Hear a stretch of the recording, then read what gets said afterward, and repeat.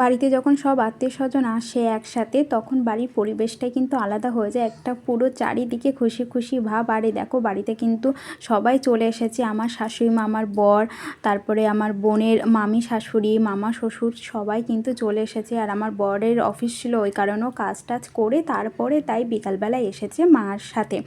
আর এখন দেখো এখানে সবাই হাসি মজা করছে, সবাই কত আনন্দ, সবাই কত খুশি। একটা পুজোতেই তো সবাই একসাথে হয়, বিয়েতে একসাথে হয়, তখন একটা আলাদাই একটা অনুভূতি, খুব আনন্দ হয়। সেই মুহূর্তটা সত্যি বলার মতো না। এখানে দেখো লুচি সুজি সমস্ত সব ঢেকে রাখা হয়েছে, এবারে পুজোর ওখানে নিয়ে যাওয়া হবে। আর এখানে দেখো মানে আনন্দই আনন্দ, কথা আর শেষ হচ্ছে না, সবাই কত আনন্দ করছে।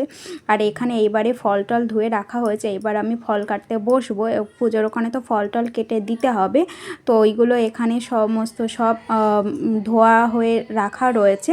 আর এখানে দেখো আমি তুলসী মঞ্চটা খুব ফুল দিয়ে ভালো করে সাজিয়েছি, সেই ভিডিওটা নেওয়া হয়নি, তো কেমন লাগছে তুলসী মঞ্চটা দেখে বলো। আর এখানে ব্রাহ্মণ এসে গেছে, তো ওই কারণে পা ধুয়ে নেওয়া হচ্ছে, বলে বর্ণের শ্রেষ্ঠ ব্রাহ্মণ, তো ওই কারণে ওনাকে ভগবানের সাথে তুলনা করা হয়, ওই কারণে ওনাকে পা ধুয়ে তারপরে আনা হয়েছে। আর এখানে ব্রাহ্মণ মশাই উনি এসে পুজোর যে ওনার পজিশান মতো উনি সমস্ত সব ঠিকঠাক করে নিচ্ছেন, যে কোথায় ঠাকুরটা রাখলে ভালো হবে, কি করলে সমস্ত সবই গোছানো হয়েছে, শুধু উনি এগুলো ঠিকঠাক করবেন, তারপরে এবার পুজো স্টার্ট হয়ে যাবে।